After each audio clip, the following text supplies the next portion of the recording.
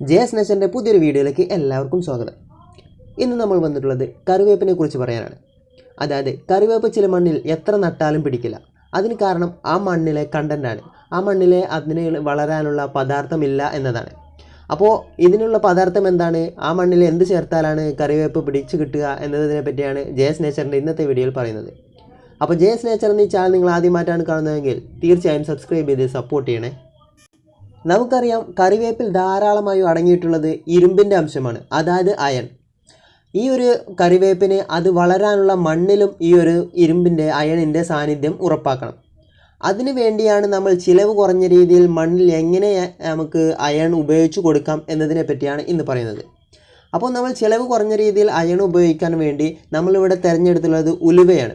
ഉലുവയിൽ ധാരാളമായി അടങ്ങിയിട്ടുള്ള ഒന്നാണ് അയൺ.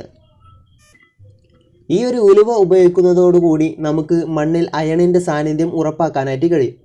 അപ്പോൾ എത്ര അളവിലെടുക്കണം, എങ്ങനെയാണ് ഉപയോഗിക്കേണ്ടത് എന്നാണ് ഇനി നമ്മൾ പറഞ്ഞു വരുന്നത്. അപ്പോൾ നമ്മളിവിടെ എടുത്തിട്ടുള്ളത് ഒരു 100 ഗ്രാം ഉലുവയാണ്. 100 ഗ്രാം ഉലുവ കൊണ്ട് നമുക്ക് ഒരു 2 ആഴ്ചത്തോളം നമുക്ക് ഒരു ചെടിക്ക് ഒഴിച്ചു കൊടുക്കാനായിട്ട് കഴിയും. അപ്പോൾ ഈ ഒരു 100 ഗ്രാം ഉലുവ നമ്മൾ ഏകദേശം 1 ലിറ്റർ വെള്ളത്തിലേക്ക് നമ്മൾ ചേർത്ത് കൊടുക്കുകയാണ് ചെയ്യുന്നത്. ഈ ഒരു 100 ഗ്രാം ഉലുവ എടുത്ത് നമ്മൾ ഏകദേശം 1 ലിറ്റർ വെള്ളത്തിലേക്ക് ഇട്ട് വെച്ചതിന് ശേഷം ഒരു ദിവസം കാത്തിരുന്ന്, ഇന്നിപ്പോൾ ഇട്ട് വെച്ചതിന് ശേഷം നാളെ നമ്മൾ എടുത്തിട്ട് അതിൽ 1 ലിറ്റർ വെള്ളം കൂടി ചേർത്തിട്ടാണ് നമ്മൾ ഈ ഒരു വേപ്പിന് ഒഴിച്ചു കൊടുക്കേണ്ടത്.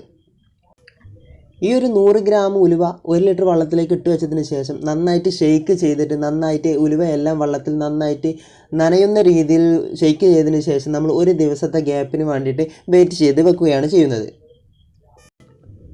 അപ്പോൾ ഇവിടെ നമ്മൾ എടുത്തിട്ടുള്ള ഉലുവ ഏകദേശം ഒരു ദിവസത്തോളം കഴിഞ്ഞിട്ടുണ്ട്.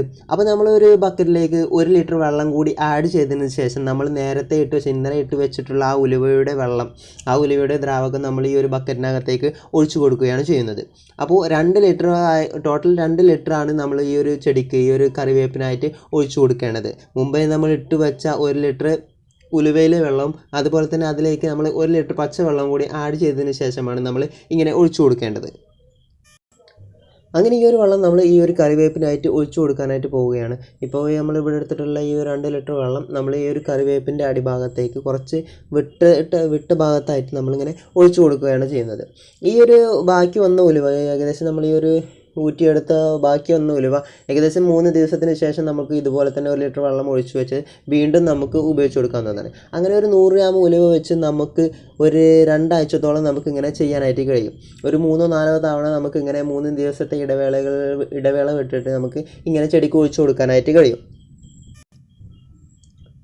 അപ്പോൾ ഇങ്ങനെ ഒഴിച്ചു കൊടുക്കുന്നതോടുകൂടി നമ്മൾക്ക് ഇരുമ്പിൻ്റെ അംശമില്ലാത്ത സ്ഥലങ്ങളിലൊക്കെ ഇരുമ്പിൻ്റെ അംശം കൂടുതലായിട്ട് കിട്ടുകയും ചെയ്യും. അതുപോലെ തന്നെ കറിവേപ്പ് നന്നായിട്ട് വളരുകയും ചെയ്യുന്നതാണ്.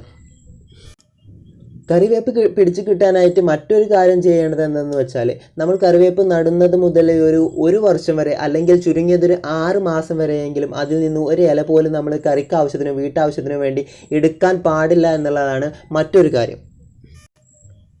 ഏകദേശം 6 മാസമെങ്കിലോ അല്ലെങ്കിൽ 1 വർഷമെങ്കിലോ നമ്മളിങ്ങനെ എടുക്കാതിരിക്കാനായിട്ട് ശ്രമിക്കുകയാണെങ്കിൽ, തുടരെയുള്ള ഈ ഒരു പ്രവർത്തനങ്ങളൊക്കെ ചെയ്തു കൊടുക്കുകയാണെങ്കിൽ അടിപൊളിയായിട്ട് നിങ്ങളുടെ വീട്ടിലും ഇതുപോലെ തന്നെ കാട് കുത്തി, അതുപോലെ തന്നെ നല്ല പന്തലിച്ച് കറിവേപ്പ് ഉണ്ടാവാനായിട്ട് നിങ്ങൾക്കും കഴിയും. അപ്പോൾ ഇത്രയൊക്കെയാണ് നമ്മുടെ ഇന്നത്തെ വീഡിയോയിൽ പറയുന്നത്. ഈ വീഡിയോ നിങ്ങൾക്ക് ഇഷ്ടപ്പെട്ടു എന്ന് കരുതുന്നു. ഇഷ്ടപ്പെട്ടാൽ ലൈക്ക് ചെയ്യുക. അതുപോലെ തന്നെ കൃഷിയെ സ്നേഹിക്കുന്ന, ചെടിയെ സ്നേഹിക്കുന്ന, പൂക്കളെ സ്നേഹിക്കുന്ന നിങ്ങളുടെ കൂട്ടുകാരിലേക്കൊക്കെ ഇത് ഷെയർ ചെയ്യാനും മറക്കല്ലേ.